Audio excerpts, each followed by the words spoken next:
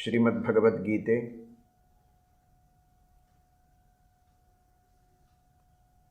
ನಮ್ಮ ಭಾರತೀಯ ತತ್ವಶಾಸ್ತ್ರಗಳ ಪರಂಪರೆಯಲ್ಲಿ ಅತ್ಯುನ್ನತವಾದ ಸ್ಥಾನವನ್ನು ಪಡೆದಿದೆ. ಶಾಸ್ತ್ರೇಷು ಭಾರತಂ ಸಾರಂ ತತ್ರ ನಾಮಸಹಸ್ರಕಂ ವೈಷ್ಣವಂ ಕೃಷ್ಣಗೀತಾ ಚ ತಜ್ಞಾನಾನ್ ಮುಚ್ಯತೆ ಅಂಜಸ ಎಂಬುದಾಗಿ ಶ್ರೀಮದಾಚಾರ್ಯರು ಗೀತಾ ತಾತ್ಪರ್ಯದಲ್ಲಿ ಉದಾಹರಣೆ ಮಾಡಿದ ಪ್ರಮಾಣ ವಚನದಂತೆ ನಿರ್ಣೇಯವಾದ ಶಾಸ್ತ್ರಗಳಲ್ಲಿ ಸಾರಭೂತವಾದದ್ದು, ಅತ್ಯಂತ ಶ್ರೇಷ್ಠವಾದದ್ದು ಶ್ರೀಮನ್ಮಹಾಭಾರತ. ವೇದಾದಪಿ ಪರಂಚಕ್ರೇ ಪಂಚಮಂ ವೇದಮುತ್ತಮಂ, ವೇದಗಳಿಗಿಂತಲೂ ಶ್ರೇಷ್ಠವಾದದ್ದು ಮಹಾಭಾರತ. ಭಾರತ ಪಾರಿಜಾತ ಮಧುಭೂತಾಂ ಎಂಬುದಾಗಿ ಭಗವದ್ಗೀತೆಗೆ ವಿಶೇಷಣವನ್ನು ಕೊಡ್ತಾರೆ. ಭಗವದ್ಗೀತೆ ಹೇಗಿದೆ ಅಂದರೆ, ಮಹಾಭಾರತ ಇದೊಂದು ಪಾರಿಜಾತ ವೃಕ್ಷ. ಪಾರಿಜಾತ ವೃಕ್ಷ ಅಂದರೆ ಇದು ಸ್ವರ್ಗದಲ್ಲಿರುವ ಕಲ್ಪವೃಕ್ಷ. ಆ ಕಲ್ಪವೃಕ್ಷದಂತೆ ಬೇಡಿದ ಇಷ್ಟಾರ್ಥಗಳನ್ನು ಕೊಡುವಂತಹ, ಧರ್ಮಾರ್ಥ ಕಾಮ ಮೋಕ್ಷಗಳೆಂಬ ಚತುರ್ವಿಧ ಪುರುಷಾರ್ಥಗಳನ್ನೂ ನೀಡುವಂತಹ ಕಲ್ಪವೃಕ್ಷದಂತೆ ಇದ್ದದ್ದು ಮಹಾಭಾರತ. ಅಂತಹ ಮಹಾಭಾರತದ ಪಾರಿಜಾತ ಪುಷ್ಪದ ಸಾರ ಮಕರಂದದಂತೆ ಇದ್ದದ್ದು ಅದು ಶ್ರೀಮದ್ಭಗವದ್ಗೀತೆ. ಹೀಗಾಗಿ ಈ 700 ಶ್ಲೋಕಗಳ ಭಗವದ್ಗೀತೆಯ ಅಧ್ಯಯನವನ್ನು ಮಾಡಿದರೆ ಲಕ್ಷ ಶ್ಲೋಕಗಳ ಮಹಾಭಾರತದ ಸಾರವನ್ನು ತಿಳಿದಂತೆ. ಮೂಲತಃ ಮಹಾಭಾರತ ಇದ್ದದ್ದು 60 ಲಕ್ಷ ಶ್ಲೋಕಗಳ ಮಹಾಭಾರತ. ಅದರ ಸಾರ ಈ ಪುಟ್ಟ ಭಗವದ್ಗೀತೆಯಲ್ಲಿ ವೇದವ್ಯಾಸದೇವರು ಶ್ರೀಕೃಷ್ಣ ಪರಮಾತ್ಮ ತುಂಬಿದ್ದಾರೆ. ಜೊತೆಗೆ ಶ್ರೀಮದಾಚಾರ್ಯರು ಗೀತಾ ತಾತ್ಪರ್ಯದಲ್ಲಿ ತಿಳಿಸುವಂತೆ 100 ಕೋಟಿ ಶ್ಲೋಕಗಳ ಪಂಚರಾತ್ರ ಆಗಮಗಳು, 100 ಕೋಟಿ ಶ್ಲೋಕಗಳ ಪಂಚರಾತ್ರ ಆಗಮಗಳ ಸಂಕ್ಷೇಪ ಈ ಭಗವದ್ಗೀತೆ. ತತ್ಸಂಕ್ಷೇಪಶ್ಚ ಗೀತೆಯಂ ಅಂತಾರೆ ಶ್ರೀಮದಾಚಾರ್ಯರು.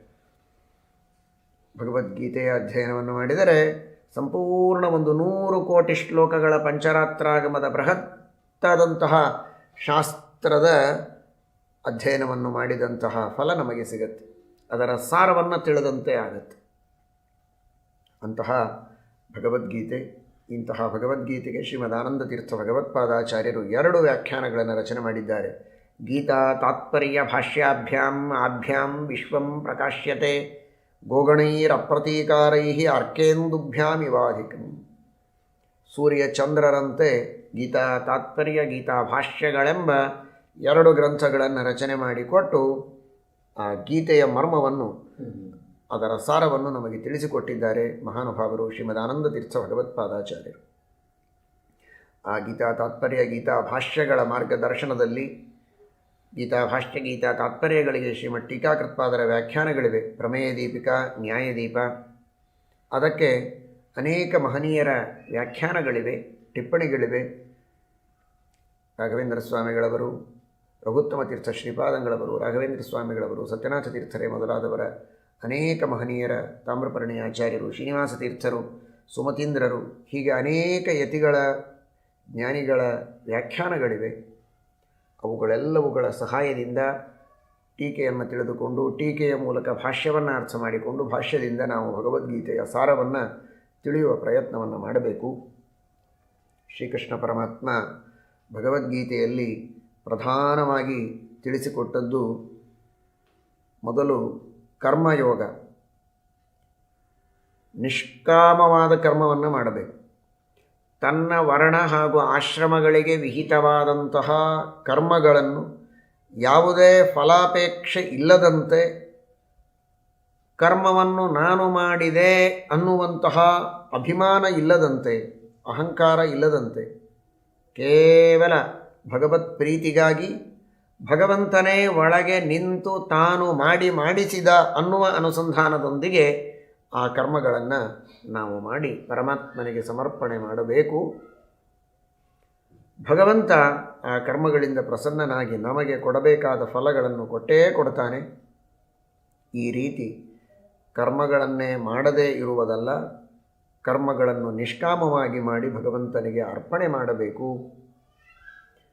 ಕೇವಲ ಕರ್ಮಗಳನ್ನು ಮಾಡಿದರೆ ಸಾಲದು, ಆ ಭಗವಂತನ ಜ್ಞಾನವನ್ನು ಚೆನ್ನಾಗಿ ಪಡೆದುಕೊಳ್ಳಬೇಕು. ಅದು ಜ್ಞಾನಯೋಗ. ಭಗವಂತನ ವ್ಯಾಪ್ತಿ, ಎಲ್ಲ ಕಡೆಗೆ ಪರಮಾತ್ಮ ವ್ಯಾಪ್ತನಾಗಿದ್ದಾನೆ, ಇದು ಸಾಮಾನ್ಯವಾದ ತಿಳುವಳಿಕೆ. ವಿಶೇಷವಾಗಿ ಭಗವಂತನ ವಿಭೂತಿಗಳು ಎಲ್ಲೆಲ್ಲಿ ಉಂಟು, ಯಾವ ಯಾವ ವಸ್ತುಗಳಲ್ಲಿ ತನ್ನ ವಿಶೇಷ ಸನ್ನಿಧಾನವನ್ನಿಟ್ಟು ದೇವರು ತನ್ನ ಕಾರ್ಯಗಳನ್ನು ಮಾಡುತ್ತಾನೆ, ಇವುಗಳನ್ನು ತಿಳಿಯಬೇಕು.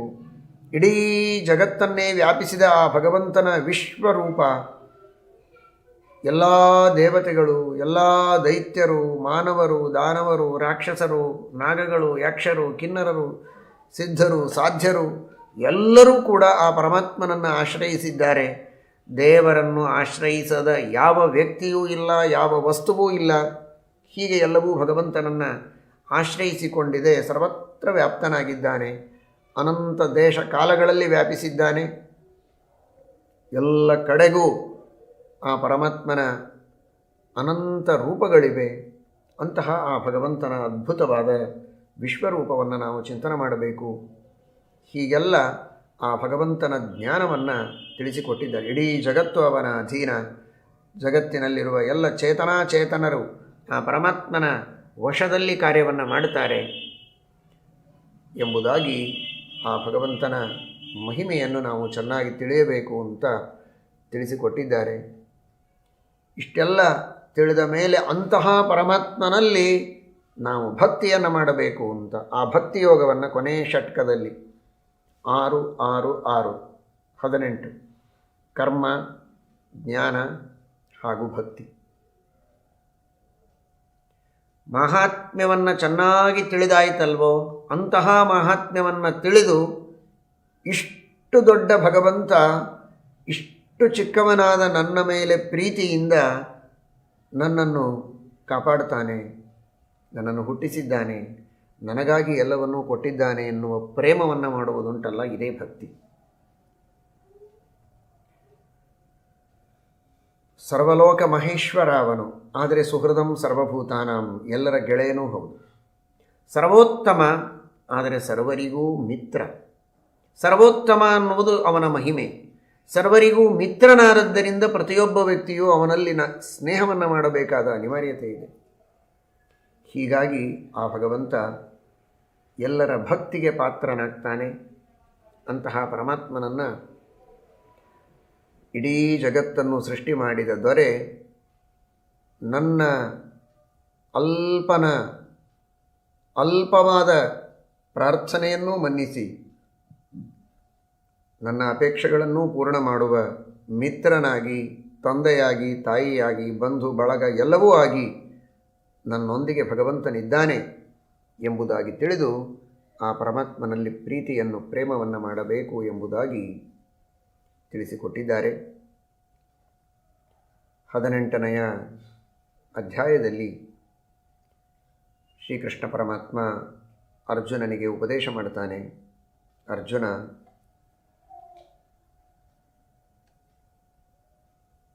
ಕರ್ಮಗಳ ಬಗ್ಗೆ ಹಿಂದೆ ನೀನು ತಿಳಿದಿದ್ದಿ, ಅದನ್ನೇ ನೆನಪು ಮಾಡಿಕೊಡ್ತಾನೆ. ಕೆಲವರು ತಪ್ಪು ತಿಳಿದಿದ್ದಾರೆ. ಕರ್ಮಗಳನ್ನು ನಾವು ಮಾಡಲೇಬಾರದು, ಅದೆಲ್ಲ ಅಜ್ಞಾನಿಗಳು ಮಾಡುವ ಕಾರ್ಯ. ನಾವೆಲ್ಲ ಕೇವಲ ಜ್ಞಾನದಲ್ಲಿ ಆಸಕ್ತರಾಗಿರಬೇಕು ಅಂತ ಶ್ರೀಕೃಷ್ಣ ಹೇಳ್ತಾನೆ. ಅದು ಸರಿಯಲ್ಲ.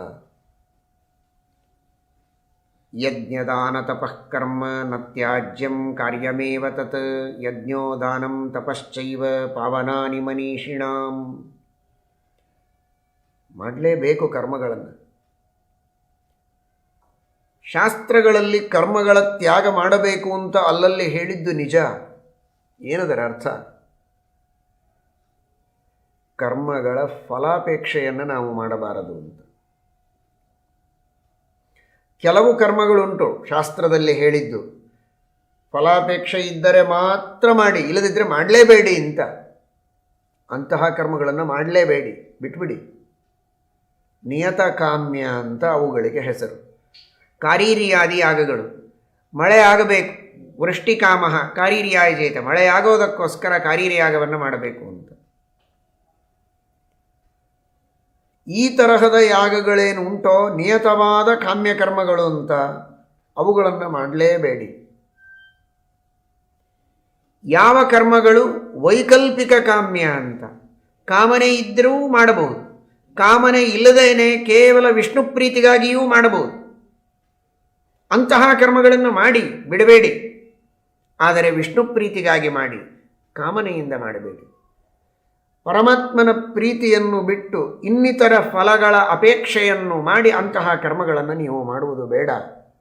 ಇದು ನಿಜವಾದ ತ್ಯಾಗದ ಮರ್ಮ. ಕಾಮ್ಯಾನಾಂ ಕರ್ಮಣಾಂ ನ್ಯಾಸಂ ಸನ್ಯಾಸಂ ಕವಯೋ ವಿದುಃ ಸರ್ವಕರ್ಮ ಫಲತ್ಯಾಗಂ ಪ್ರಾಹುಸ್ತ್ಯಾಗಂ ವಿಚಕ್ಷಣಾಃ. ಹೀಗಾಗಿ ನಾವೆಲ್ಲ ಶ್ರೀಕೃಷ್ಣ ಪರಮಾತ್ಮನ ಈ ಸಂದೇಶವನ್ನು ಹೆಜ್ಜೆ ಹೆಜ್ಜೆಗೆ ಈ ಮಾತನ್ನು ಕೃಷ್ಣ ಪರಮಾತ್ಮ ಭಗವದ್ಗೀತೆಯಲ್ಲಿ ಹೇಳಿದ್ದಾನೆ. ನಿಷ್ಕಾಮ ಕರ್ಮಗಳನ್ನು ಮಾಡಿ, ಕರ್ಮಣ್ಯೇವಾಧಿಕಾರಸ್ಥೆ ಮಾ ಫಲೇಷು ಕದಾಚನ ಅಂತ ದ್ವಿತೀಯ ಅಧ್ಯಾಯದಲ್ಲಿ ಹೇಳಲು ಪ್ರಾರಂಭ ಮಾಡಿದ ಶ್ರೀಕೃಷ್ಣ 18ನೆಯ ಅಧ್ಯಾಯದವರೆಗೆ ಮತ್ತೆ ಮತ್ತೆ ಈ ಮಾತುಗಳನ್ನು ಅಲ್ಲಲ್ಲಲ್ಲಿ ಜ್ಞಾಪಿಸಿಕೊಡ್ತಾನೆ. ಯಾಕಿಷ್ಟು ಬಾರಿ ಹೇಳಿದ್ದಾನೆ ಅಂತ ನಿಮಗೆಲ್ಲ ಅನ್ನಿಸ್ಬೋದು. ಇಷ್ಟು ಬಾರಿ ಹೇಳಿದರೂ ಕೂಡ ಇನ್ನೂ ನಮ್ಮಲ್ಲಿ ಬದಲಾವಣೆ ಆಗ್ತಾ ಇಲ್ಲ ಅನ್ನೋದೇ ಬಹಳ ಆಶ್ಚರ್ಯದ ಸಂಗತಿ.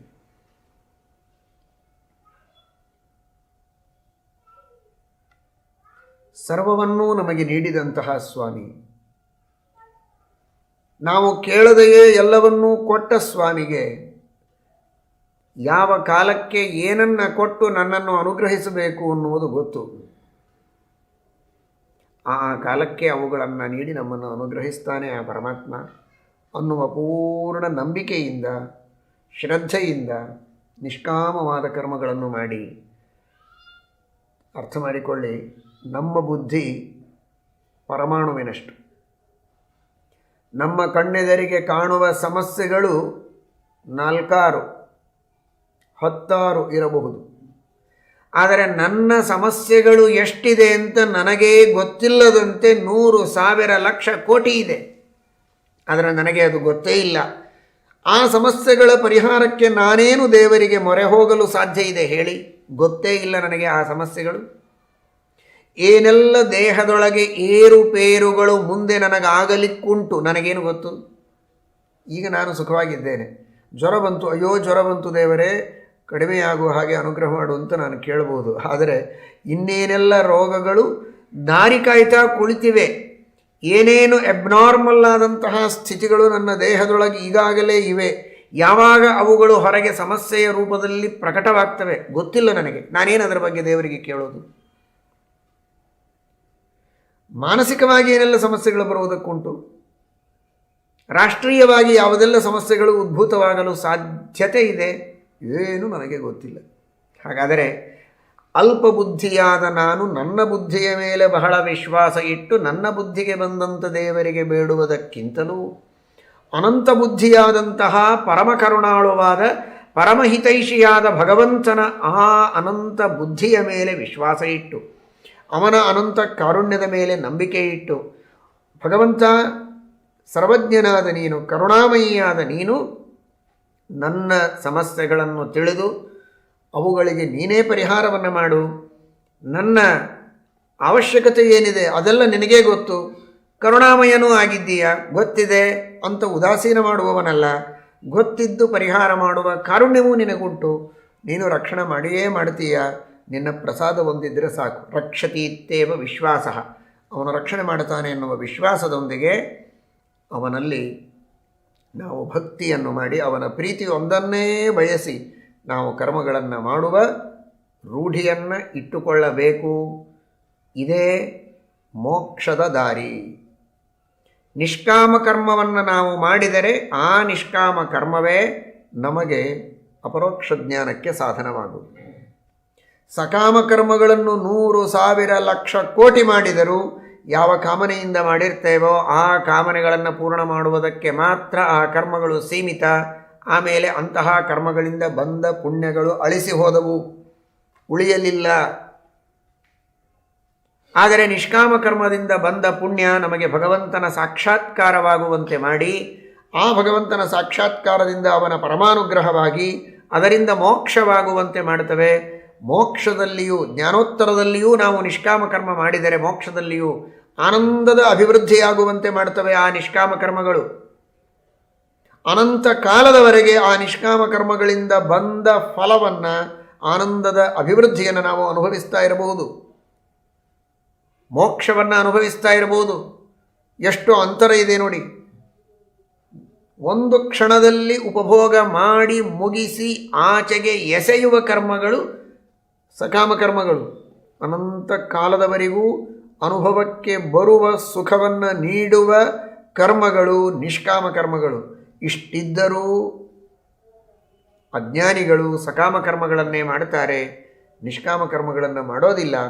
ಶ್ರೀಮದ್ ಭಗವದ್ಗೀತೆಯ ಸಂದೇಶವನ್ನು ನಾವು ಚೆನ್ನಾಗಿ ತಿಳಿದು ಶ್ರೀಕೃಷ್ಣ ಪರಮಾತ್ಮನ ಶ್ರೀಮದ್ ಆಚಾರ್ಯರ ಸಂದೇಶವನ್ನು ಅರ್ಥ ಮಾಡಿಕೊಂಡು ನಿಷ್ಕಾಮ ಕರ್ಮಗಳನ್ನು ಮಾಡುವ ಪ್ರಯತ್ನವನ್ನು ಮಾಡಬೇಕು. ಇದು ಮೂಲಭೂತವಾದ ಭಗವದ್ಗೀತೆಯ ಸಂದೇಶ. ಶ್ರೀಕೃಷ್ಣ ಪರಮಾತ್ಮ ಒಂದು ಮಾತನ್ನು ತಿಳಿಸ್ತಾನೆ. ಅರ್ಜುನ, ನಾನು ಮಾಡ್ತೇನೆ ಅಂತ ಪ್ರತಿಯೊಬ್ಬ ವ್ಯಕ್ತಿ ಅಹಂಕಾರದಿಂದ ಹೇಳಿಕೊಳ್ತಾನಲ್ಲ, ತಪ್ಪು ಅದು. ಏನವನ ಕೈಯಲ್ಲಿದೆ ಅಂತ ಅವನು ನಾನು ಮಾಡ್ತೇನೆ ಅಂತ ಧೈರ್ಯದಿಂದ ಹೇಳ್ತಾನೆ. ಅಧಿಷ್ಠಾನಂ ತಥಾ ಕರ್ತ ಕರಣಂಚ ಪೃಥಗ್ವಿಧಂ ವಿವಿಧಾಶ್ಚ ಪೃಥಕ್ಚೇಷ್ಟಾ ದೈವಂಚೈವಾತ್ರ ಪಂಚಮಂ. ಯಾವುದೇ ಒಂದು ಸಣ್ಣ ಕರ್ಮವನ್ನು ಮಾಡಬೇಕಾದರೂ ಇಷ್ಟೆಲ್ಲ ಕಾರಣಗಳು ಬೇಕಾಗುತ್ತೆ. ಒಂದು ಪಾರಾಯಣ, ಭಗವದ್ಗೀತೆಯ ಪಾರಾಯಣ, ವಿಷ್ಣು ಸಹಸ್ರನಾಮಗಳ ಪಾರಾಯಣ, ಸಂಧ್ಯಾವಂದನ, ದೇವರ ಪೂಜೆ, ಯಾವುದೋ ಒಂದು ಸಣ್ಣ ಕರ್ಮ. ಆ ಕರ್ಮವನ್ನು ಮಾಡಬೇಕಾದರೆ ಕರ್ಮ ಸಣ್ಣದು ಅಂತ ನಾವು ಕಾರಣಗಳನ್ನು ಅಪೇಕ್ಷೆ ಪಡದೆ ಕರ್ಮ ಮಾಡಲಿಕ್ಕೆ ಸಾಧ್ಯ ಇಲ್ಲ. ಎಲ್ಲ ಕಾರಣಗಳನ್ನು ನಾವು ಅಪೇಕ್ಷಿಸಿಯೇ ಕರ್ಮಗಳನ್ನು ಮಾಡಬೇಕು. ಅಧಿಷ್ಠಾನ ಅಂದರೆ ದೇಹ ಭೂಮ್ಯಾಧಿಕಂ. ಈ ದೇಹವೇ ಒಂದು ಅಧಿಷ್ಠಾನ. ಜೀವ ಯಾವುದೇ ಒಂದು ಕರ್ಮವನ್ನು ಮಾಡುವುದಕ್ಕೆ ಅವನಿಗೆ ಒಂದು ದೇಹ ಬೇಕು. ಹೌದು, ದೇಹ ಬೇಕು. ಏನಾಯಿತು? ಏನಾಗುವುದಲ್ಲ. ಆ ದೇಹ ಯಾರು ಕೊಟ್ಟದ್ದು? ಯಾರು ಕೊಟ್ಟ ದೇಹದಲ್ಲಿದ್ದು ನೀನು ಕರ್ಮವನ್ನು ಮಾಡ್ತಾ ಇದ್ದೀಯ? ನೀನೇ ಮಾಡಿಕೊಂಡದ್ದ ಈ ದೇಹವನ್ನು? ನಿನಗೆ ಇಷ್ಟಕ್ಕೆ ತೃಪ್ತಿ ಇದೆಯಾ? ನೀನೇ ಮಾಡಿಕೊಳ್ಳೋದಕ್ಕೆ ನಿನಗೆ ಬರ್ತಾ ಇದ್ದರೆ ನೀನು ಇಷ್ಟೇ ಮಾಡ್ಕೊಳ್ತಾ ಇದ್ದೀಯ? ನಿನಗೆ ಹೇಗೆ ಬೇಕೋ ಅಂತಹ ಒಳ್ಳೆ ಬಣ್ಣ, ಎತ್ತರ, ಏನೇನು ಲಕ್ಷಣಗಳು ಬೇಕೋ ಶಾಸ್ತ್ರದಲ್ಲಿ ಹೇಳಿದ ಲಕ್ಷಣಗಳು, ದೇಹದ ಲಕ್ಷಣಗಳು ಯಾವ ರೀತಿ ಇರಬೇಕೋ, ಸೌಂದರ್ಯದ ಲಕ್ಷಣಗಳೇನೋ ಅವುಗಳೆಲ್ಲವನ್ನೂ ತಿಳಿದುಕೊಂಡು ಆ ರೀತಿ ನೀನೇ ಮಾಡಿಕೊಂಡು ಅತಿ ಸುಂದರವಾದ ಅತ್ಯಂತ ಶಾಸ್ತ್ರೀಯವಾದ ಲಕ್ಷಣಗಳಿಂದ ಯುಕ್ತವಾದ ದೇಹವನ್ನು ಮಾಡಿಕೊಂಡು ಯಾವುದೇ ರೀತಿಯ ವ್ಯತ್ಯಾಸ ಇಲ್ಲದಂತೆ, ದೇಹದೊಳಗೆ ಯಾವುದೂ ಅವ್ಯವಸ್ಥೆ ಇಲ್ಲದಂತೆ ಅತ್ಯಂತ ಆರೋಗ್ಯ ಸಂಪನ್ನವಾದ ಸುಂದರವಾದ ದೃಢವಾದ ಸುಲಕ್ಷಣವಾದ ದೇಹವನ್ನು ಪಡೆದುಕೊಂಡು ಹುಟ್ಟಬಹುದಾಗಿತ್ತಲ್ವೋ? ಇಲ್ಲ. ದೇವರು ಎಂಥ ದೇಹ ಕೊಟ್ಟ ಅಂಥ ದೇಹದಲ್ಲಿ ಇರಬೇಕಾದದ್ದಷ್ಟೇ. ಅಷ್ಟು ಮಾತ್ರ ಅಲ್ಲ, ಈ ದೇಹದ ನಿರ್ಮಿತಿಗೆ ಬೇಕಾದ ಪರಿಜ್ಞಾನ ಏನುಂಟು ನನ್ನಲ್ಲಿ? ಬಿಡಿ, ನಾನಲ್ಲ, ತಂದೆ ತಾಯಿಗಳು ಸೃಷ್ಟಿ ಮಾಡಿದ್ದ. ಅವರಿಗೇನಿದೆ ಈ ದೇಹದ ಬಗ್ಗೆ ಪರಿಜ್ಞಾನ? ಮಗು ಅತ್ತರೆ ಕಂಗಾಲಾಗಿ ವೈದ್ಯರ ಹತ್ತಿರ ಓಡಿ ಹೋಗುವ ಅಮಾಯಕ ತಂದೆ ತಾಯಿಗಳಿಗೆ ಗೊತ್ತೇನು ಮಗುವಿನ ದೇಹದಲ್ಲಿ ಏನಿದೆ, ಹೇಗೆ ಸೃಷ್ಟಿ ಮಾಡಿದ್ದೇವೆ ಅಂತ? ಸೃಷ್ಟಿಗೆ ನಿಮಿತ್ತರಾದವರು ಸತ್ಯ ಅನ್ನುವುದಕ್ಕೆ ಪೂಜ್ಯರು ಸತ್ಯ, ಮಾನ್ಯರು, ಎರಡು ಮಾತಿಲ್ಲ. ಆದರೆ ನಿಜವಾದ ಮಾನ್ಯ ಯಾರು? ಅಮಾನಿ ಮಾನದೋ ಮಾನ್ಯ. ನಿಜವಾದ ಮಾನ್ಯ, ನಿಜವಾದ ಪಿತಾ, ನಿಜವಾದ ಮಾತಾ, ಹರಿರೇವ ಪರೋ ಹರಿರೇವ ಗುರು ಹರಿರೇವ ಜಗತ್ಪಿತೃ ಮಾತೃಗತಿ. ಅಂತಹ ಭಗವಂತನೇ ನಿಜವಾದ ತಂದೆ, ಅವನೇ ನಿಜವಾದ ತಾಯಿ, ಅವನೇ ನಿಜವಾದ ಮಾನ್ಯ, ಅವನೇ ಪೂಜ್ಯ. ಈ ದೇಹದೊಳಗಿರುವ ಪ್ರತಿಯೊಂದು ಅಂಗಗಳು, ನರಗಳು, ನಾಡಿಗಳು, ಅಸ್ಥಿಗಳು, ರಕ್ತ, ಮಾಂಸ, ಒಂದೊಂದು ಜೀವಕೋಶಗಳನ್ನು ಕೂಡ ಸೃಷ್ಟಿ ಮಾಡಿ ಅವುಗಳಲ್ಲಿ ಯಾವಾಗಲೂ ಕ್ರಿಯಾಶೀಲತೆಯನ್ನು ಕೊಟ್ಟು ರಕ್ಷಣೆ ಮಾಡುವ ಪ್ರಜಾಗರನಾಗಿ ಕ್ಷಣ ಕ್ಷಣಕ್ಕೂ ಒಂದೊಂದು ಜೀವಕೋಶದಲ್ಲಿ ಏನೆಲ್ಲ ಕಾರ್ಯಗಳು ನಡೆಯುತ್ತೆ ಅಂತ ತಾನು ನಿಂತು ನೋಡಿ ನಡೆದು ನಡೆಸಿ ಪ್ರತಿಯೊಬ್ಬ ವ್ಯಕ್ತಿಯ ಬದುಕನ್ನು ನಿಯಂತ್ರಣ ಮಾಡ್ತಾನೆ ಸ್ವಾಮಿ. ಅಂತಹ ಭಗವಂತನ ಕಾರುಣ್ಯ ಎಷ್ಟು ದೊಡ್ಡದು. ಹುಟ್ಟಿಸುವುದು ದೊಡ್ಡದಲ್ಲ, ಬಹಳ ದೊಡ್ಡದು ನಮ್ಮ ದೃಷ್ಟಿಯಲ್ಲಿ. ಆದರೆ ಕೇವಲ ಹುಟ್ಟಿಸುವುದು ದೊಡ್ಡದಲ್ಲ, ಹುಟ್ಟಿಸಿ ರಕ್ಷಣೆಯನ್ನು ಮಾಡುತ್ತಾನೆ, ಅವನಲ್ಲಿ ಕ್ರಿಯಾಶೀಲತೆಯನ್ನು ಕೊಡ್ತಾನೆ.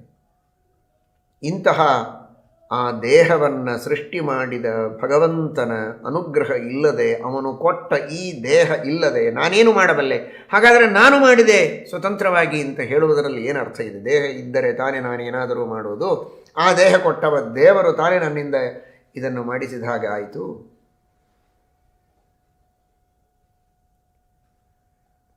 ಬರೀ ದೇಹ ಅಲ್ಲ, ಆ ದೇಹ ನಿಲ್ಲುವುದಕ್ಕೆ ಬೇಕಾದ ಭೂಮಿ, ಅದರ ಕೆಳಗಿನ ಲೋಕಗಳು, ಆ ಎಲ್ಲ ಲೋಕಗಳನ್ನೂ ಧಾರಣೆ ಮಾಡುವುದಕ್ಕೆ ಕೆಳಗೆ ಶೇಷದೇವರು ಅವರನ್ನೂ ಕೂರ್ಮರೂಪದಿಂದ ಧಾರಣೆ ಮಾಡಿದ, ತಮ್ಮ ಪುಚ್ಛದ ಮೇಲೆ ಧಾರಣೆ ಮಾಡಿದ ವಾಯುದೇವರು, ಆ ವಾಯುದೇವರನ್ನು ತನ್ನ ಪುಚ್ಛದ ಮೇಲೆ ಧಾರಣೆ ಮಾಡಿದಂತಹ ವಿಷ್ಣು ಕೂರ್ಮ ಭಗವಂತ ತಾನು ಭೂಮಿಯೂ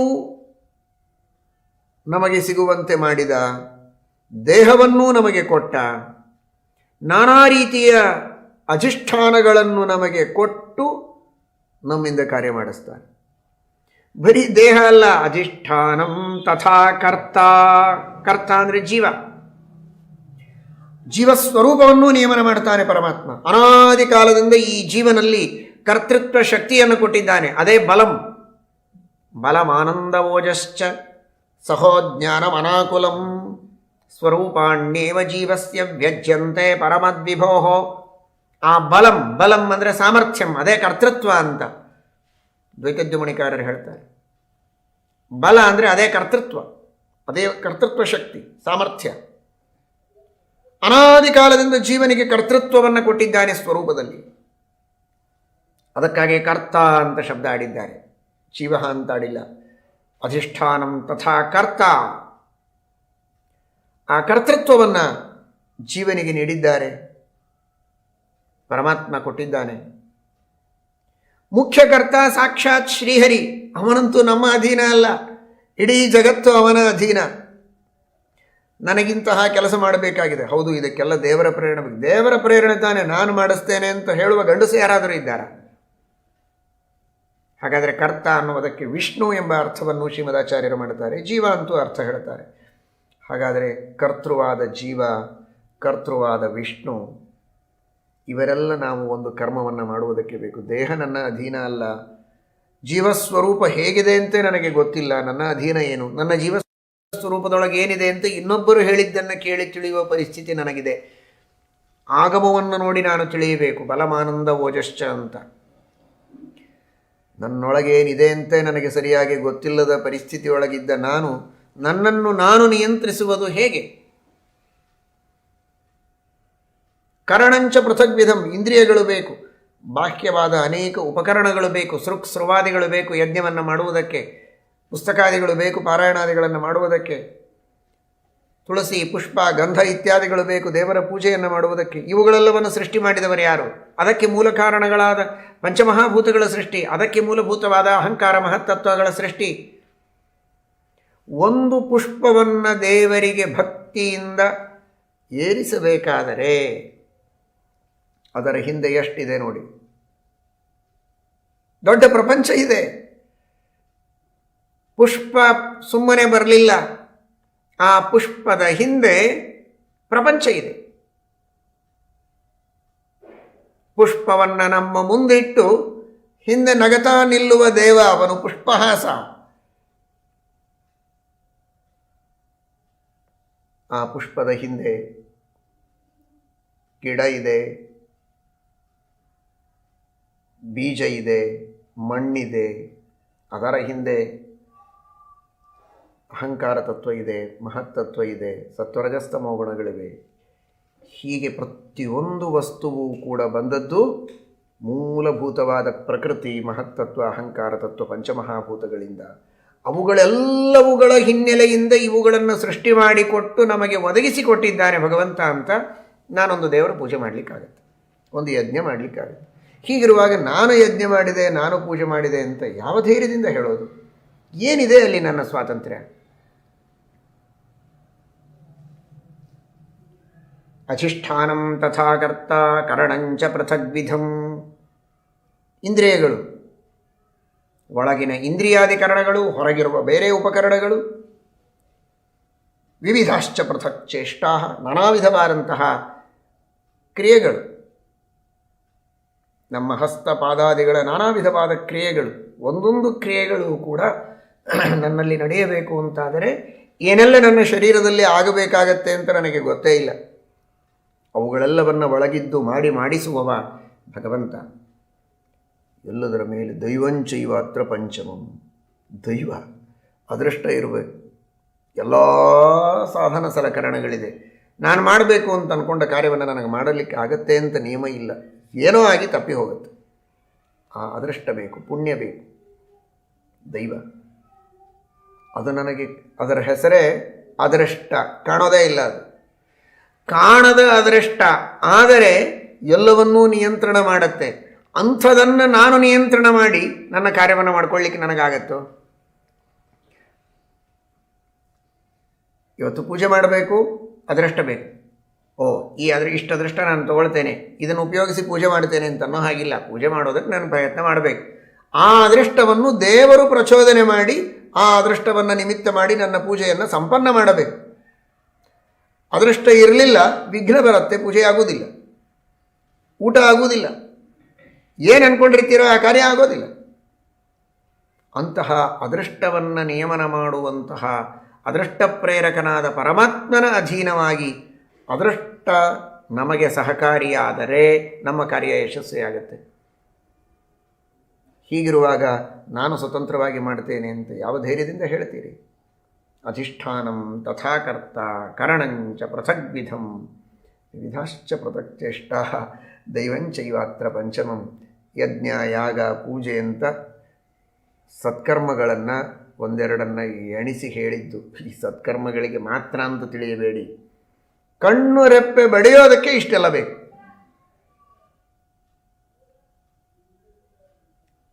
ಮುಚ್ಚಿದಲ್ಲಿಯೇ ಕೃಷ್ಣಾರ್ಪಣ, ಇಲ್ಲ ಕಣ್ರೆಪ್ಪೆ ತೆಗೆದಲ್ಲೇನೆ ಕೃಷ್ಣಾರ್ಪಣ.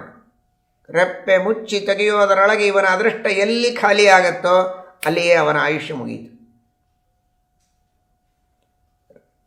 ರೆಪ್ಪೆ ಮುಚ್ಚಿದವ ಮತ್ತೆ ತೆಗೀತಾನೆ, ಅದೃಷ್ಟ ಇದೆ. ತೆರೆದವ ಮತ್ತೆ ಮುಚ್ತಾನೆ, ಅದೃಷ್ಟ ಇದೆ.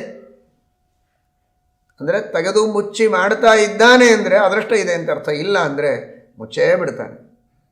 ಇಲ್ಲ ತೆರೆದಲ್ಲೇನೆ ಕಣ್ ತೆರೆದೇ ಪ್ರಾಣ ಪಕ್ಷಿ ಹಾರಾಗಿ ಹೋಗುತ್ತೆ. ಅದೃಷ್ಟ ಎಲ್ಲ ಕಡೆಗೂ ಬೇಕು. ಅಂತಹ ಅದೃಷ್ಟವನ್ನು ನಿಯಮನ ಮಾಡುವುದಕ್ಕೆ ದೇವರು ಬೇಕು. ದೃಷ್ಟ ಅದೃಷ್ಟ ಸಕಲ ಕಾರಣಗಳನ್ನು ನಿಯಮನ ಮಾಡಿ ನಮ್ಮಲ್ಲಿ ತಾನಿದ್ದು ನುಡಿದು ನುಡಿಸಿ ಮಾಡಿಸಿ ಆಡಿಸುವ ಆ ಆಟಗಾರ, ಕಪಟನಾಟಕ ಸೂತ್ರಧಾರ, ಇಡೀ ಜಗತ್ತನ್ನೇ ತನ್ನ ಕ್ರೀಡೆಗೆ ರಂಗಮಂಚ ಮಾಡಿಕೊಂಡವ. ಸ್ವಯಂ ವಿಹಾರ ಇಹಮೇ ತನುಭೃತ್ ಸ್ವಭಾವ ಸಂಭೂತಯೇ ಭವತಿ ಭೂತಿಕೃದೇ ಬಭೂತ್ಯಾಹ. ಜೀವರಾಶಿಗಳ ಉದ್ಧಾರಕ್ಕೆ ಇದು ಕಾರಣ. ತನಗೆ ಮಾತ್ರ ನಿತ್ಯ ತೃಪ್ತ, ಯಾವ ಪ್ರಯೋಜನ ಇಲ್ಲ, ಕೇವಲ ಇದೊಂದು ವಿಹಾರ ಸ್ಥಾನ. ಅಂತಹ ಆ ಭಗವಂತನ ಅಧೀನವಾಗಿ ನಾವು ಕರ್ಮಗಳನ್ನು ಮಾಡ್ತೇವೆ ಅಂತ ತಿಳಿದು ನಾನು ಸರ್ವಥಾ ಸ್ವತಂತ್ರವಾಗಿ ಮಾಡ್ತಾ ಇಲ್ಲ, ಅವನ ಅಧೀನವಾಗಿ ಮಾಡ್ತಾ ಇದ್ದೇನೆ. ಈ ಕರ್ಮಗಳ ಉದ್ದೇಶ ಅವನ ಪ್ರೀತಿ ಬಿಟ್ಟರೆ ಇನ್ನೊಂದೇನಿಲ್ಲ. ಅವನ ಪ್ರೀತಿಯೇ ಇದಕ್ಕೆ ಉದ್ದೇಶ ಅಂತ ಇಟ್ಟುಕೊಂಡು ನಾವು ಕರ್ಮಗಳನ್ನು ಮಾಡಬೇಕು. ಫಲಾಪೇಕ್ಷೆ ಇರಬಾರದು, ನಾನು ಮಾಡಿದೆ ಎನ್ನುವ ಅಹಂಕಾರ ಇರಬಾರದು. ಇದಕ್ಕೆ ಪ್ರೇರಕ ದೇವರು ಅಂತನ್ನುವ ಅನುಸಂಧಾನ ಇರಲೇಬೇಕು. ಅವನ ಪ್ರೀತಿ ಅನ್ನುವುದು ಉದ್ದೇಶವಾಗಿ ಇರಲೇಬೇಕು. ಇಂತಹ ಕರ್ಮವೇ ಸಾತ್ವಿಕ ಕರ್ಮ, ಇಂತಹ ಕರ್ತೃವೇ ಸಾತ್ವಿಕ ಕರ್ತ. ಆ ರೀತಿ ಕರ್ಮವನ್ನು ಮಾಡಿದರೇನೇ ಅದರಿಂದ ಅವನಿಗೆ ಭಗವಂತನ ಸಾಕ್ಷಾತ್ಕಾರವಾಗಿ ಮೋಕ್ಷವಾಗುವುದಕ್ಕೆ ಸಾಧ್ಯ ಇದೆ ಎಂಬುದಾಗಿ ಶ್ರೀಕೃಷ್ಣ ಪರಮಾತ್ಮ ಇಲ್ಲಿ ತಿಳಿಸಿಕೊಟ್ಟಿದ್ದಾನೆ. ಶ್ರೀಕೃಷ್ಣ ಪರಮಾತ್ಮ ಸಾರವನ್ನು ಹೇಳ್ತಾನೆ. ಕೊನೆಗೆ ಭಗವದ್ಗೀತೆಯ ಸಾರವನ್ನು ಶ್ರೀಕೃಷ್ಣ ಪರಮಾತ್ಮನೇ ಹೇಳ್ತಾನೆ. ಈಶ್ವರ ಸರ್ವಭೂತಾನಾಂ ಹೃದ್ದೇಶೇರ್ಜುನ ತಿಷ್ಠತಿ ಭ್ರಾಮಯನ್ ಸರ್ವಭೂತಾನಿ ಯಂತ್ರಾರೂಢಾನಿ ಮಾಯಯಾ ತಮೇವ ಶರಣಂ ಗಚ್ಚ ಸರ್ವಭಾವೇನ ಭಾರತ ತತ್ಪ್ರಸಾದಾತ್ ಪರಾಂ ಶಾಂತಿಂ ಸ್ಥಾನಂ ಪ್ರಾಪ್ಸ್ಯಸಿ ಶಾಶ್ವತಂ. ಎಲ್ಲ ಜೀವರ ಹೃದಯದಲ್ಲಿ ಅಂತರ್ಯಾಮಿಯಾಗಿ ಭಗವಂತ ತಾನಿದ್ದಾನೆ. ತನ್ನ ಇಚ್ಛೆಯಂತೆ ನಾನಾ ವಿಧವಾದ ಶರೀರಗಳೆಂಬ ಯಂತ್ರಗಳನ್ನು ಈ ಜೀವನಿಗೆ ಕೊಟ್ಟು ಆ ಯಂತ್ರದೊಳಗೆ ಈ ಜೀವನನ್ನು ಕೂಡಿಸಿ ಅವನ ಮೂಲಕ ಎಲ್ಲ ಕರ್ಮಗಳನ್ನು ಪರಮಾತ್ಮ ಮಾಡಿಸ್ತಾನೆ. ಅವನವನ ಕರ್ಮಗಳಿಗೆ ತಕ್ಕಂತೆ ಫಲವನ್ನು ಕೊಡ್ತಾನೆ. ಮಾಡಿಸುವುದು ತಾನೇ, ಫಲ ಕೊಡುವುದು ತಾನೇ. ಅವನು ಮಾಡಿದ ಅಂತ ಜೀವನಿಗೆ ಕೀರ್ತಿ ಕೊಟ್ಟು ಅವನಿಗೆ ಫಲ ಕೊಡ್ತಾನೆ. ಸ್ವವಂದನಂ ಯಥಾ ಪಿತ್ರ ಕಾರಿತಂ ಶಿಶುಕರ್ತೃಕಂ ಏವಂ ಪೂಜಾ ವಿಷ್ಣುಧೀನ ಭವೇತ್ ಜೀವಕೃತೇತ್ಯಪಿ. ತಾನೇ ಮಗುವಿಗೆ ನಮಸ್ಕಾರ ಮಾಡುವುದಕ್ಕೆ ಹೇಳ್ತಾನೆ ತಂದೆ. ನಮಸ್ಕಾರ ಮಾಡುವುದಕ್ಕೆ ಹೇಳಿ ನಮಸ್ಕಾರ ಮಾಡಿದ ಅಂತ ಆ ಮಗುವನ್ನು ಪ್ರೀತಿಯಿಂದ ಎತ್ತಿಕೊಂಡು ಆಶೀರ್ವಾದ ಮಾಡ್ತಾನೆ. ನಾನೇ ಮಾಡಿಸಿಕೊಂಡದ್ದು, ಅವನು ತಾನು ತಿಳಿದು ಮಾಡಿದ್ದಲ್ಲ, ಏಕೆ ಆಶೀರ್ವಾದ ಮಾಡೋದು ಅಂತ ಯಾವ ತಂದೆ ತಾಯಿಯೂ ಹೇಳುವುದಿಲ್ಲ. ತಾವೇ ನಮಸ್ಕಾರ ಮಾಡಿಸಿಕೊಂಡು ಆಶೀರ್ವಾದ ಮಾಡುವಂತೆ ತಾನೇ ಒಳಗಿದ್ದು ನಮ್ಮಿಂದ ಕರ್ಮವನ್ನು ಮಾಡಿಸಿ ಆಶೀರ್ವಾದವನ್ನು ಮಾಡ್ತಾನೆ, ಅನುಗ್ರಹವನ್ನು ಮಾಡ್ತಾನೆ. ಇದು ಆ ಭಗವಂತನ ಕಾರುಣ್ಯ ಅಂತ ತಿಳಿಯಬೇಕು. ಈ ರೀತಿ ತಿಳಿದು ಆ ಪರಮಾತ್ಮನಿಗೆ ಶರಣು ಹೋಗಬೇಕು. ಶರಣು ಹೋದರೆ ಆ ಭಗವಂತ ನಮ್ಮನ್ನು ರಕ್ಷಣೆ ಮಾಡುತ್ತಾನೆ, ಶಾಶ್ವತವಾದ ಸ್ಥಾನವನ್ನು ನಮಗೆ ನೀಡುತ್ತಾನೆ. ಶ್ವೇತದ್ವೀಪ, ಅನಂತಾಸನ, ವೈಕುಂಠಗಳು ಶಾಶ್ವತವಾದ ಸ್ಥಾನಗಳು, ಲಕ್ಷ್ಮ್ಯಾತ್ಮಕವಾದ ಲೋಕಗಳವು. ಪ್ರಳಯ ಕಾಲದಲ್ಲಿ ಭಗವಂತ ತನ್ನ ಉದರದಲ್ಲಿ ಹಾಕಿಕೊಳ್ತಾನೆ, ಸೃಷ್ಟಿಕಾಲದಲ್ಲಿ ಮತ್ತೆ ಅಭಿವ್ಯಕ್ತಗೊಳಿಸ್ತಾನೆ. ಆದರೆ ಅವುಗಳಿಗೆ ನಾಶ ಇಲ್ಲ. ಅಂತಹ ಶಾಶ್ವತವಾದ ಶ್ವೇತದ್ವೀಪ, ವೈಕುಂಠ, ಅನಂತಾಸನಗಳೆಂಬ ಲೋಕಗಳನ್ನು ಯಥಾಯೋಗ್ಯವಾಗಿ ಜೀವರು ಅವರವರ ಯೋಗ್ಯತೆಗೆ ತಕ್ಕಂತೆ ಹೊಂದುತ್ತಾರೆ. ಅಂತಹ ಸ್ಥಾನವನ್ನು ಪರಮಾತ್ಮ ಕರುಣಿಸ್ತಾನೆ ಯಾವಾಗ ಶರಣು ಹೋದರೆ. ದೇವಾ ನಿನಗೆ ನಾನು ಶರಣು ಬಂದೆ ಅಂತ ಕೇವಲ ಬಾಯಿಯಿಂದ ಹೇಳುವುದು ಮಾತ್ರ ಶರಣಾಗತಿಯಲ್ಲ. ಶರಣಾಗತಿಯಲ್ಲಿ ಮೂರೂ ಸೇರಬೇಕು: ದೇಹ, ಮನಸ್ಸು, ಮಾತು. ದೈಹಿಕವಾಗಿ ಭಗವಂತನ ಪೂಜೆಯನ್ನೂ ನಾವು ಮಾಡಬೇಕು, ಮಾನಸಿಕವಾಗಿ ಭಗವಂತನ ಧ್ಯಾನವನ್ನೂ ಮಾಡಬೇಕು, ಮಾತಿನಿಂದ ವಚನದಿಂದ ದೇವರ ಸ್ತುತಿಯನ್ನು ಮಾಡಬೇಕು. ಈ ರೀತಿ ವಾಗೀಂದ್ರಿಯದಿಂದ ಸ್ತುತಿ ಮಾಡಿ, ಮನಸ್ಸಿನಿಂದ ಧ್ಯಾನ ಮಾಡಿ, ದೇಹದಿಂದ ಮಾಡಬೇಕಾದ ಎಲ್ಲ ಸೇವೆಗಳನ್ನು, ಪೂಜೆಗಳನ್ನು, ಯಜ್ಞಯಾಗಾದಿ ಕರ್ಮಗಳನ್ನು, ವಿಹಿತವಾದ ವರ್ಣಾಶ್ರಮೋಚಿತ ಸಕಲ ಕರ್ಮಗಳನ್ನು ಮಾಡಿ ಅವುಗಳೆಲ್ಲವನ್ನು ನಿಷ್ಕಾಮವಾಗಿ ಭಗವಂತನ ಪ್ರೀತಿಗಾಗಿ ಇಂಥ ಪರಮಾತ್ಮನ ಪಾದಗಳಿಗೆ ಅರ್ಪಿಸಬೇಕು. ಕರ್ಮಗಳನ್ನು ಮಾಡುವಾಗ ದೇವರು ಸರ್ವೋತ್ತಮ, ಸ್ವತಂತ್ರ, ಅವನ ಆದೇಶದಂತೆ ಪ್ರೇರಣೆಯಂತೆ ಮಾಡ್ತಾ ಇದ್ದೇನೆ ಎನ್ನುವ ಎಚ್ಚರ ಇರಬೇಕು. ಎಷ್ಟೇ ಕರ್ಮಗಳನ್ನು ಮಾಡಿದರೂ ಮನಸ್ಸು ಮಾತ್ರ ದೇವರಿಂದ ಆಚೆಗೆ ಸರದಿರಬಾರದು. ಸರ್ವೋತ್ತಮತ್ವ ವಿಜ್ಞಾನ ಪೂರ್ವಂ ತತ್ರ ಮನಃ ಸದಾ ಸರ್ವಾಧಿಕ ಪ್ರೇಮಯುಕ್ತಂ ಸರ್ವಸ್ಯಾತ್ರ ಸಮರ್ಪಣಂ. ತನ್ನವರು ಹಾಗೂ ತಾನು ತನ್ನ ಮೇಲೆ ತಾನು ಮಾಡಿಕೊಳ್ಳುವ ಪ್ರೇಮಕ್ಕಿಂತಲೂ ಪರಮಾತ್ಮನಲ್ಲಿ ಹೆಚ್ಚಿನ ಪ್ರೇಮವನ್ನು ಮಾಡಬೇಕು. ತನ್ನವರ ಮೇಲೆ ಮಾಡುವ ಪ್ರೇಮಕ್ಕಿಂತಲೂ ಹೆಚ್ಚಿನ ಪ್ರೇಮವನ್ನು ಮಾಡಬೇಕು. ಅನ್ನ ಕೊಟ್ಟರು ಅಂತ ಒಬ್ಬರ ಮೇಲೆ ಪ್ರೀತಿ, ತಾನಿರುವುದಕ್ಕೊಂದು ನೆಲೆ ಮಾಡಿ ಕೊಟ್ಟರಂತೆ ಒಬ್ಬರ ಮೇಲೆ ಪ್ರೀತಿ, ಹಣ ಕೊಡ್ತಾರೆ ಅಂತ ಕೆಲವರ ಮೇಲೆ ಪ್ರೀತಿ, ದೇಹ ಕೊಟ್ಟರು ಅಂತ ತಂದೆ ತಾಯಿಗಳ ಮೇಲೆ ಪ್ರೀತಿ. ಆದರೆ ಇವುಗಳೆಲ್ಲವನ್ನು ನಿಜವಾಗಿ ಅವರೆಲ್ಲರಲ್ಲಿದ್ದು ಕೊಡುವವ ಭಗವಂತನೇ. ಇವರು ನಿಮಿತ್ತ ಮಾತ್ರರು ಅಂದಮೇಲೆ ಅವನ ಮೇಲೆ ಎಷ್ಟು ಪ್ರೀತಿ ಮಾಡಬೇಕು ನೋಡಿ. ಒಂದು ಜನ್ಮದಲ್ಲ, ಅನಾದಿ ಕಾಲದಿಂದ ಒಂದೇ ಒಂದು ಜನ್ಮದಲ್ಲಿ ನಮಗೆ ದೇಹವನ್ನು ಕೊಟ್ಟದ್ದಕ್ಕೆ ತಂದೆ ತಾಯಿಗಳ ಮೇಲೆ ನಾವು ಪ್ರೀತಿ ಮಾಡುವುದಾದರೆ, ಇಂತಹ ದೇಹಗಳನ್ನು ಅನಾದಿ ಕಾಲದಿಂದ ಮೋಕ್ಷ ಆಗುವವರೆಗೆ ಅನಂತ ಅನಂತ ದೇಹಗಳನ್ನು ನಮಗೆ ಪರಮಾತ್ಮ ಕರುಣಿಸಿದ್ದಾನಲ್ಲ, ಎಷ್ಟು ಪ್ರೀತಿ ಮಾಡಬೇಕು ಅವನ ಮೇಲೆ. ಎಷ್ಟು ತರಹದ ದೇಹಗಳು, ಆ ಎಲ್ಲ ತರಹದ ದೇಹಗಳಿಗೆ ಬೇಕಾದ ಆ ದೇಹಗಳಲ್ಲಿ ನಾವು ಉಪಯೋಗಿಸಬಹುದಾದ ಅರ್ಥಾತ್ ಸ್ವೀಕರಿಸಬಹುದಾದ ಆಹಾರಗಳು, ಆ ದೇಹದಲ್ಲಿ ನಾವಿದ್ದಾಗ ನಮಗೆ ಮಾಡಬೇಕಾದಂತಹ ವಿಹಾರಗಳು, ಅದಕ್ಕೆ ಬೇಕಾದ ಪರಿಕರಗಳು, ಆ ಬಂಧು ಬಳಗ ಎಷ್ಟು ಕೊಟ್ಟದ್ದು ದೇವರು. ಒಂದು ಕೊಟ್ಟದ್ದಕ್ಕೆ ಎಷ್ಟು ಪ್ರೀತಿಸ್ತೇವೆ ಸುತ್ತಮುತ್ತಲಿದ್ದ ನಮ್ಮ ಜನರ ಮೇಲೆ. ಆದರೆ ಅನಂತ ಅನಂತ ಅನಂತವನ್ನು ಕೊಡುವ ಆ ಭಗವಂತನನ್ನು ನಾವು ಪ್ರೀತಿಸೋದೇ ಇಲ್ಲ, ನೆನಪಿಸಿಕೊಳ್ಳೋದೇ ಇಲ್ಲ. ಎಂತಹ ಕೃತಜ್ಞರಾಗ್ತೇವೆ ಅಂತ ನಾವೇ ಅರ್ಥ ಮಾಡಿಕೊಳ್ಳಬೇಕು. ಅಂತಹ ಪರಮಾತ್ಮನಲ್ಲಿ ಸರ್ವಾಧಿಕ ಪ್ರೇಮಯುಕ್ತಂ. ಪ್ರೀತಿ ಮಾಡಿ, ಬೇರೆಯವರ ಮೇಲೆ ಪ್ರೀತಿ ಮಾಡಬೇಡಿ ಅಂತ ಹೇಳಿಲ್ಲ ಶಾಸ್ತ್ರದಲ್ಲಿ. ಅವರವರ ಯೋಗ್ಯತೆಗೆ ತಾರತಮ್ಯಕ್ಕೆ ತಕ್ಕಂತೆ ದೊಡ್ಡವರಲ್ಲಿ ಭಕ್ತಿಯನ್ನು ಮಾಡಬೇಕು, ಪ್ರೀತಿಯನ್ನು ಮಾಡಬೇಕು. ಮೈತ್ರಿ, ಸಮಾನರಲ್ಲಿ ಮೈತ್ರಿ, ಚಿಕ್ಕವರಲ್ಲಿ ದಯೆ, ದೊಡ್ಡವರಲ್ಲಿ ಭಕ್ತಿ, ಹೀಗೆಲ್ಲ ಯೋಗ್ಯವಾದ ರೀತಿಯಲ್ಲಿ ಮಾಡಬೇಕು. ಆದರೆ ಇವರೆಲ್ಲರಲ್ಲಿದ್ದು ಈ ಎಲ್ಲ ಉಪಕಾರಗಳನ್ನು ಮಾಡಿಸಿದವ ಆ ಭಗವಂತ ಅಂತ ತಿಳಿದು, ಇವರೆಲ್ಲರೊಳಗೆ ಇಲ್ಲದೆ ತಾನೇ ಸ್ವತಂತ್ರವಾಗಿ ಇದ್ದು ನಮಗೆ ಅನಂತವಾಗಿ ಉಪಕಾರವನ್ನು ಮಾಡುವ ಆ ಭಗವಂತನ ಉಪಕಾರಗಳನ್ನು ಸ್ಮರಿಸಿ ಅವನಲ್ಲಿ ಮಾತ್ರ ಸರ್ವಾಧಿಕವಾಗಿ ಪ್ರೇಮವನ್ನು ಮಾಡಿ, ಅದು ಶರಣಾಗತಿ ಅಂತಾರೆ ಶ್ರೀಮದ್ ಆಚಾರ್ಯರು ಹೇಳುವ ವ್ಯಾಖ್ಯಾನ ಇದು. ಸರ್ವೋತ್ತಮತ್ವ ವಿಜ್ಞಾನಪೂರ್ವಂ ತತ್ರ ಮನಸ್ಸದಾ ಸರ್ವಾಧಿಕ ಪ್ರೇಮಯುಕ್ತಂ ಸರ್ವಸ್ಯಾತ್ರ ಸಮರ್ಪಣಂ ಅಖಂಡ ತ್ರಿವಿಧಾ ಪೂಜಾ. ದೈಹಿಕ, ವಾಚಿಕ, ಮಾನಸಿಕವಾದ ಪೂಜೆಯನ್ನು ನಿರಂತರವಾಗಿ ಮಾಡ್ತಾ ದೇವರಿಗೆ ಸಮರ್ಪಣೆ ಮಾಡಿ, ತದ್ರತ್ಯೈವ ಸ್ವಭಾವತಃ ಕೇವಲ ಅವನಲ್ಲಿರುವ ಪ್ರೀತಿಯಿಂದ ಇನ್ಯಾವುದೇ ಅಪೇಕ್ಷೆಯನ್ನು ಪಡದೆ ನೀವು ಮಾಡಿದರೆ ರಕ್ಷತೀತ್ಯೇವ ವಿಶ್ವಾಸ. ದೇವರು ಎಂದಿಗೂ ನಮ್ಮನ್ನು ಕೈ ಬಿಡೋದಿಲ್ಲ, ನಾವು ಮಾಡಿದ ಕರ್ಮಗಳಿಗೆ ಪ್ರಸನ್ನನಾಗಿ ಫಲ ಕೊಟ್ಟೇ ಕೊಡ್ತಾನೆ ಎನ್ನುವ ನಂಬಿಕೆ ಇರಲಿ. ಇದು ಶರಣಾಗತಿ.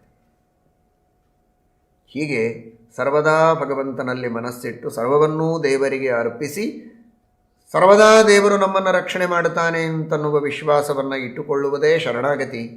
ಹೀಗೆ ನೀವು ಶರಣಾಗತರಾದರೆ ನಿಮ್ಮನ್ನು ನಾನು ರಕ್ಷಣೆ ಮಾಡುತ್ತೇನೆ, ಉದ್ಧಾರ ಮಾಡುತ್ತೇನೆ, ಮೋಕ್ಷವನ್ನು ಕೊಡುತ್ತೇನೆ. ಇದೇ ಭಗವದ್ಗೀತೆಯ ಸಾರ ಅಂತ ಕೃಷ್ಣ ಪರಮಾತ್ಮ ಉಪದೇಶ ಮಾಡುತ್ತಾನೆ. ಮನ್ಮನಾಭವ ಮದ್ಭಕ್ತಃ ಮದ್ಯಾಜಿ ಮಾಂ ನಮಸ್ಕುರು ಮಾಮೇ ವೈಶ್ಯಸಿ ಸತ್ಯಂತೆ ಪ್ರತಿಜಾನೇ ಪ್ರಿಯೋಸಿಮೆ ಅಂತ ಕೊನೆಗೆ ಮತ್ತೆ ಹೇಳ್ತಾನೆ. ಸರ್ವಗುಹ್ಯತಮಂ ಭೂಯಃ ಶೃಣುಮೇ ಪರಮಂ ವಚಃ ಕೃಷ್ಣ ಅಂತಾನೆ. ಮನ್ಮನಾಭವ ಮದ್ಭಕ್ತಃ ಮದ್ಯಾಜಿ ಮಾಂ ನಮಸ್ಕುರು. ಯಾವಾಗಲೂ ನನ್ನಲ್ಲಿ ಮನಸ್ಸಿಡು. ಯಜ್ಞ, ಯಾಗ, ಪೂಜೆ ಏನು ಮಾಡುವುದಾದರೂ ನನ್ನ ಪ್ರೀತಿಗಾಗಿ ಮಾಡು. ಯಾರಿಗೆ ನಮಸ್ಕಾರ ಮಾಡಿದರೂ ಅಂತರ್ಯಾಮಿಯಾದ ನನ್ನ ಚಿಂತನೆ ಮಾಡು. ಮನಸ್ಸು ನನ್ನಲ್ಲಿರಲಿ. ಮಾತಿನಿಂದ ಮಾಡುವ ಸ್ತುತಿ ನನಗಾಗಿ ಮಾಡು. ದೈಹಿಕವಾದ ನಮಸ್ಕಾರ ನನಗಾಗಿ ಮಾಡು. ಯಜ್ಞಯಾಗಾದಿಗಳನ್ನು ನನಗಾಗಿ ಮಾಡು. ಎಲ್ಲವನ್ನೂ ಭಗವಂತನ ಪ್ರೀತಿಗಾಗಿ ಅಂತ ನೀನು ಮಾಡಿದರೆ ಆಗ ನೀನು ನನ್ನನ್ನು ಹೊಂದುವುದಕ್ಕೆ ಸಾಧ್ಯ. ಹಿಂದೆ ತಮೇವ ಶರಣಂಗಚ್ಚ ಅಂತ ಕೃಷ್ಣ ಅಂದ. ಕೆಲವರು ಅರ್ಥ ಮಾಡಿಕೊಳ್ಬೋದು, ಅವನನ್ನು ಶರಣು ಹೊಂದು ಅಂದರೆ ನಾನು ಕೃಷ್ಣದೇವರಲ್ಲ ಅಂತ ಅರ್ಥವೋ? ಮುಂದಿನ ಶ್ಲೋಕದಲ್ಲೇ ಕೃಷ್ಣ ಹೇಳಿದ, ಮನ್ಮನಾಭವ ಮದ್ಭಕ್ತೋ ಮದ್ಯಾಜಿ ಮಾಂ ನಮಸ್ಕರು. ಶಿವದಾಚಾರ್ಯರು ಹೇಳ್ತಾರೆ, ತಾನು ತನ್ನನ್ನೇ ಹೇಳಿಕೊಳ್ಳುವಾಗ ಅವನು ಅಂತ ಹೇಳಿಕೊಂಡರೆ ಆ ಮಾತಿಗೆ ಹೆಚ್ಚು ಜೋರು ಇರುತ್ತೆ ಅನ್ನುವುದಕ್ಕಾಗಿ ತಮೇವ ಶರಣಂಗಚ್ಚ ಅಂತ ಹೇಳಿದ್ದು. ಆದರೆ ನಿಜವಾಗಿ ಅವನಲ್ಲ, ಯಾರೋ ಅಲ್ಲ ದೇವರು, ನಾನೇ ಪರಮಾತ್ಮ ಅಂತ ಕೃಷ್ಣ ಮತ್ತೆ ಹೇಳಿಕೊಳ್ತಾನೆ. ಮನ್ಮನಾಭವ ಮದ್ಭಕ್ತೋ ಮದ್ಯಾಜಿ ಮಾಂ ನಮಸ್ಕುರು ಮಾಮೇ ವೈಶ್ಯಸಿ ಸತ್ಯಂತೆ ಪ್ರತಿಜಾನೆ ಪ್ರಿಯೋಸಿಮೆ ಸರ್ವಧರ್ಮಾನ್ ಪರಿತ್ಯಜ್ಯ ಮಾಮೇಕಂ ಶರಣಂ ವ್ರಜ ಅಹಂ ತ್ವಾ ಸರ್ವಪಾಪೇಭ್ಯೋ ಮೋಕ್ಷಯಿಷ್ಯಾಮಿ ಮಾ ಶುಚ. ಎಲ್ಲ ಧರ್ಮಗಳನ್ನು ಮಾಡು, ಆದರೆ ಯಾವ ಧರ್ಮದ ಫಲಾಪೇಕ್ಷೆಯನ್ನೂ ಮಾಡಬೇಡ. ಇದೇ ಧರ್ಮಗಳ ಪರಿತ್ಯಾಗ. ಧರ್ಮವನ್ನೇ ಪರಿತ್ಯಾಗ ಮಾಡು ಅಂತ ಹೇಳೋದಾದರೆ 18 ಅಧ್ಯಾಯದ ಗೀತೆಯೇ ವ್ಯರ್ಥ. ಇದೊಂದೇ ಶ್ಲೋಕ ಸಾಕಾಗಿತ್ತು. ಧರ್ಮವನ್ನು ಮಾಡುವುದು ಬೇಡ ಅಂತ ಕೃಷ್ಣನ ಅಭಿಪ್ರಾಯವಲ್ಲ. ಎಲ್ಲ ಧರ್ಮಗಳನ್ನು ಆಚರಣೆ ಮಾಡು, ಆದರೆ ಆ ಎಲ್ಲ ಧರ್ಮಗಳ ಫಲ ಸಿಗಬೇಕು ಅಂತ ಅಪೇಕ್ಷೆ ಪಟ್ಟು ಆ ಧರ್ಮವನ್ನು ವ್ಯಾಪಾರಕ್ಕಾಗಿ ಉಪಯೋಗಿಸಬೇಡ. ಸರ್ವಧರ್ಮಾನ್ ಪರಿತ್ಯಜ್ಯ, ಆ ಧರ್ಮದ ಫಲಾಪೇಕ್ಷೆಯನ್ನು ಬಿಟ್ಬಿಡು. ಧರ್ಮವನ್ನು ಮಾಡಿ ನಿಷ್ಕಾಮವಾಗಿ ನನಗೆ ಅರ್ಪಿಸು. ಫಲಾಪೇಕ್ಷೆಯನ್ನು ಮಾಡಿದರೆ ಅತ್ಯಲ್ಪ ಫಲವನ್ನು ನೀನು ಹೊಂದುವುದಕ್ಕೆ ಸಾಧ್ಯ. ಫಲಾಪೇಕ್ಷೆಯನ್ನು ಮಾಡದಿದ್ದರೆ ಅನಂತ ಫಲವನ್ನು ಹೊಂದುವುದಕ್ಕೆ ಸಾಧ್ಯ ಇದೆ. ಆರಿಸಿಕೋ, ಯಾವುದು ಬೇಕು ನಿನಗೆ. ದಡ್ಡತನದಿಂದ ಫಲಾಪೇಕ್ಷೆಯನ್ನು ಮಾಡಿ ಅಲ್ಪ ಫಲದಲ್ಲಿ ತೃಪ್ತನಾಗಬೇಡ. ಫಲಾಪೇಕ್ಷೆಯನ್ನು ಮಾಡದೆ ಅನಂತ ಬುದ್ಧಿ, ಅನಂತ ಕಾರುಣ್ಯಗಳಿರುವ ನನ್ನ ಪಾದಗಳಿಗೆ ಅರ್ಪಿಸು. ನಿನಗೆ ಅನಂತ ಫಲವನ್ನು ನಾನು ಕೊಡ್ತೇನೆ, ಅನಂತ ಕಾಲದ ಮೋಕ್ಷವನ್ನೇ ನಿನಗೆ ಫಲವನ್ನಾಗಿ ಕೊಡ್ತೇನೆ ಎಂಬುದಾಗಿ ಭಗವಂತ ತಿಳಿಸ್ತಾನೆ. ಅಂತಹ ಶ್ರೀಕೃಷ್ಣ ಪರಮಾತ್ಮನ ಆ ದಿವ್ಯವಾದ ಭಗವದ್ಗೀತೆಯ ಸಂದೇಶವನ್ನು ಯಥಾಶಕ್ತಿ ನಾವು ಅರ್ಥ ಮಾಡಿಕೊಳ್ಳುವ ಪ್ರಯತ್ನವನ್ನು ಮಾಡಿ ಜೀವನದಲ್ಲಿ ಅಳವಡಿಸಿಕೊಳ್ಳಬೇಕು. ನಿಷ್ಕಾಮ ಕರ್ಮಗಳನ್ನು ಮಾಡಿ ಭಗವಂತನ ಸರ್ವೋತ್ತಮತ್ವದ, ಸ್ವಾತಂತ್ರ್ಯದ, ಸರ್ವಕರ್ತೃತ್ವದ ಅನುಸಂಧಾನವನ್ನು ಮಾಡುತ್ತಾ ಸರ್ವಕರ್ಮಗಳನ್ನು ದೇವರಿಗೆ ಅರ್ಪಿಸಬೇಕು. ಶುದ್ಧವಾದ ಮನಸ್ಸಿನಲ್ಲಿ ನಿಷ್ಕಾಮ ಕರ್ಮಗಳಿಂದ ಶುದ್ಧವಾದ ಅಂತಃಕರಣದಿಂದ ಆ ಭಗವಂತನ ತತ್ವಜ್ಞಾನವನ್ನು ಗುರುಗಳ ಉಪದೇಶದ ಮೂಲಕ ಪಡೆದುಕೊಂಡು ಸಾಧನೆಯನ್ನು ಮಾಡಿ ಭಗವಂತನ ಸಾಕ್ಷಾತ್ಕಾರವನ್ನು ಹೊಂದಿ ಆ ಪರಮಾತ್ಮನ ಪರಮಾನುಗ್ರಹದಿಂದ, ಅತ್ಯರ್ಥ ಪ್ರಸಾದದಿಂದ ಮೋಕ್ಷಾದಿ ಪುರುಷಾರ್ಥಗಳನ್ನು ಹೊಂದುವ ಪ್ರಯತ್ನವನ್ನು ಮಾಡಬೇಕು. ಇದು ಶ್ರೀಮದ್ ಭಗವದ್ಗೀತೆಯ ಸಂದೇಶ. ಯತ್ರ ಯೋಗೇಶ್ವರ ಕೃಷ್ಣ ಯತ್ರ ಪಾರ್ಥೋ ಧನುರ್ಧರ ತತ್ರ ಶ್ರೀ ವಿಜಯೋ ಭೂತಿ ಧ್ರುವ ನೀತಿರ್ಮತಿರ್ಮಮ. ಅಚಿಂತ್ಯ ಶಕ್ತಿ ಸಂಪನ್ನನಾದಂತಹ ಈ ಎಲ್ಲ ಮೋಕ್ಷ ಸಾಧನಗಳನ್ನು, ಉಪಾಯಗಳನ್ನು ನಾವು ಅನುಷ್ಠಾನ ಮಾಡಬೇಕು ಅಂದರೆ ಇದಕ್ಕೆ ಪ್ರೇರಕನಾಗಿ ಈಶ್ವರನಾಗಿ ಇರುವ ಯೋಗೇಶ್ವರ, ಅಚಿಂತ್ಯ ಶಕ್ತಿ ಸಂಪನ್ನ ಅಂತಹ ಶ್ರೀಕೃಷ್ಣ ಪರಮಾತ್ಮ. ಧನುರ್ಧರ ಪಾರ್ಥ ಪ್ರಣವೋ ಧನುಶ್ಚರೋ ಹ್ಯಾತ್ಮ. ಪ್ರಣವಧನುರ್ಧಾರಿಗಳು ಅನಂತ ಮಾತ್ರಾಂತ ಮುದಾಹರಂತಿಯಂ ತ್ರಿಮಾತ್ರ ಪೂರ್ವಂ ಪ್ರಣವೋಚ್ಚಯಂ ಬುಧಾಹ. ಅಂತಹ ಪ್ರಣವೋಪಾಸಕರಾದಂತಹ ಮುಖ್ಯಪ್ರಾಣದೇವರು ಭೀಮಸೇನ ದೇವರು. ಯತ್ರ ಪಾರ್ಥೋ ಧನುರ್ಧರ, ಧನುರ್ಧರನಾದ ಪಾರ್ಥ ಅರ್ಜುನ.